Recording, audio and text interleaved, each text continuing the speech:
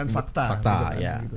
Dan ini juga ya ini kritik juga pemerintah, harusnya ini prosedural aja sehingga teman-teman jurnalis ketika menyampaikan informasi dan civil society bisa menilai juga gitu ya. Dan akhirnya ribuh informasinya keruh gitu ya. Sehingga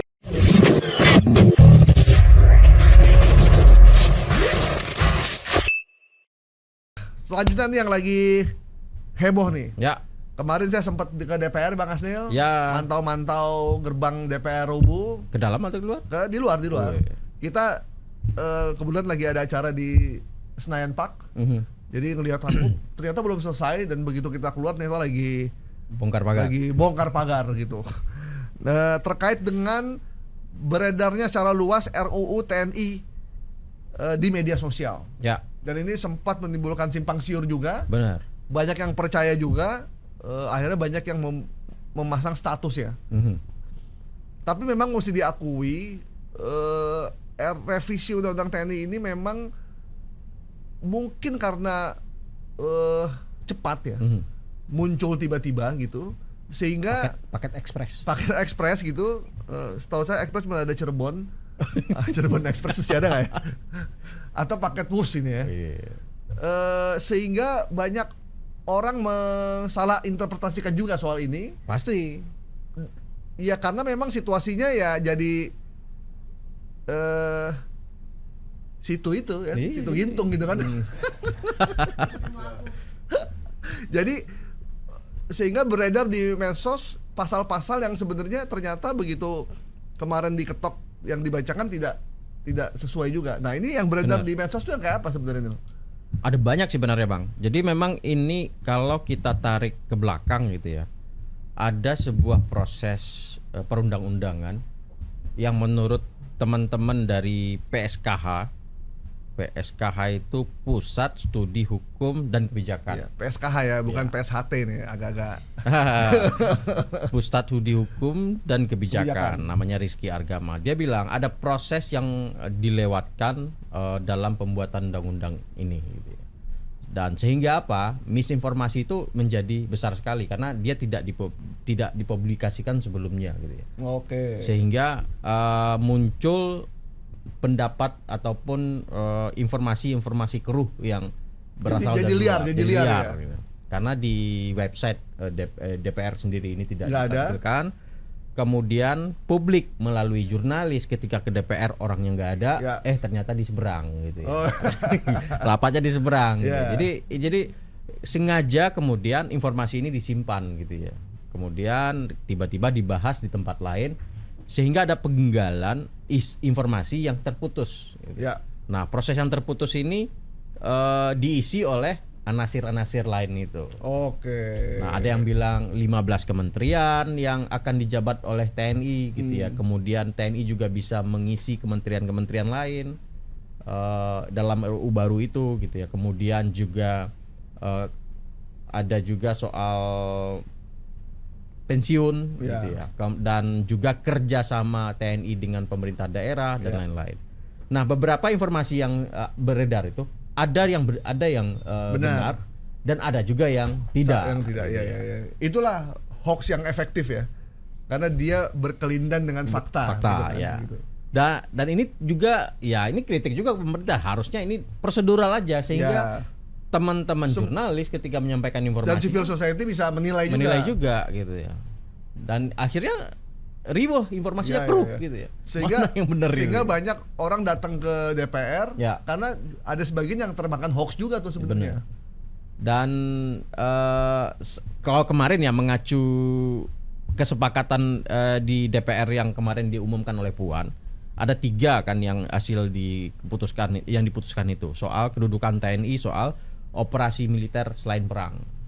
Jadi militer bisa melakukan operasi militer selain perang tanpa persetujuan DPR. Ini yang diprotes banyak masyarakat sipil gitu ya. Kewenangannya begitu luas. Ya. Apa namanya, ini karet banget gitu ya. Operasi militer selain perang ini bisa berarti luas. Dan yang kedua, menempatkan TNI di kementerian dan lembaga. Nah, beberapa lembaga itu seperti Basarnas, BNPB, Kemhan itu memang spesialisnya Lemhanas ya gitu. karena itu berhubungan dengan pertahanan. Namun ada yang beberapa kritik soal bagaimana dengan kementerian lain dan misalkan di Kementerian Pertanian gitu kan, di Bulog misalkan, di lembaga di Perum Bulog yang nggak ada urusannya sama senjata lah senjata, pertahanan negara yang dan langsung kerahasiaan negara gitu. Bener. Nah ini yang kemudian ini sempat turun nih jumlahnya diturunin dari 16 kalau nggak salah. Karena yang baru ini saya belum akses karena belum diresmikan juga kan. Kalau sudah dinomorkan baru kita bisa nih melihat baca-bacakan hasilnya. Kemarin paripurna naskah terakhir kira-kira ada 3 tadi. Yang ketiga itu adalah masa dinas prajurit. Tadi benar. Dan informasi yang beredar di media sosial masa dinasnya diperpanjang. Nah itu di RUU ini juga mencantumkan diperpanjang. Gitu Bang. Nah, dalam narasi yang tadi itu dijelasin yang nggak benarnya itu soal prolegnas. Ini masuk prolegnas. Mungkin digeser dia tiga layer ini Bang yang disampaikan. Ternyata nggak masuk prolegnas. Ternyata nggak masuk prolegnas. Jadi ini sengaja mengacaukan narasi yang ada di publik gitu ya. Dan ini juga yang dikritik oleh teman-teman dari PSHK. Ketika tidak prolegnas, apa urgensinya kok ketuk palunya cepet banget, baru dibahas berapa kali udah diketuk palu. Sementara undang-undang perampasan aset nggak diketok-ketok juga gitu ya. Soal masyarakat adat juga. Dan ini juga bukan undang-undang yang carry over dari prolegnas tahun sebelumnya gitu ya. Periode sebelumnya. Memang nggak ada sama sekali. Nggak ada sama sekali. Ini berdiri sendiri udah. Berdiri sendiri tiba-tiba ada surat dari presiden untuk membahas DIM ini gitu ya. Padahal yang diomongkan publik adalah undang-undang perampasan aset koruptor gitu. Malah yang keluar tuh perampasan motor kalau nggak bayar SNK 2 tahun. Padahal yang beli motor siapa gitu ya. Waduh, jadi memang kalau info itu info itu disembunyikan, maka narasinya menjadi sesat ya. Benar. Gitu. Sebaiknya sih dibuka aja ke publik sehingga publik bisa menilai dan tidak ada miss di situ, tidak ada misinformasi. Ini mirip seperti undang-undang Cipta Kerja yang dulu ya. Jadi draftnya terlampau banyak yang beredar. Dan uniknya disahkan ketika orang mau beli baju lebaran. Iya. Kalau ini disahkan menjelang timnas Australia lawan Indonesia. Pas puasa pula gitu ya. Iya. Lagi buka itu. Lagi buka dan pas mahasiswa lagi ngurus KRS mau libur gitu. Ya, benar. Atau liburan, udah liburan ya? Udah libur. Enggak, sebagian udah libur, sebagian belum. Nah, kalau menurut teman PSKH ini ada potensi pelanggaran ya, proses pembentukan undang-undang ini melangkahi tahap penyusunan proses pembentukan undang-undang nomor 12 tahun 2011 tentang pembentukan peraturan perundang-undangan. Jadi di sini disebutin harusnya masuk prolegnas dulu, baru kemudian segera diketuk palu. Ini prolegnasnya belum, tapi kemudian udah. Kabarnya mau ada yang nanti ke KPK ke MK ya? MK. Judicial review kalau nggak salah ya. Iya. Tapi kan ada itu situ.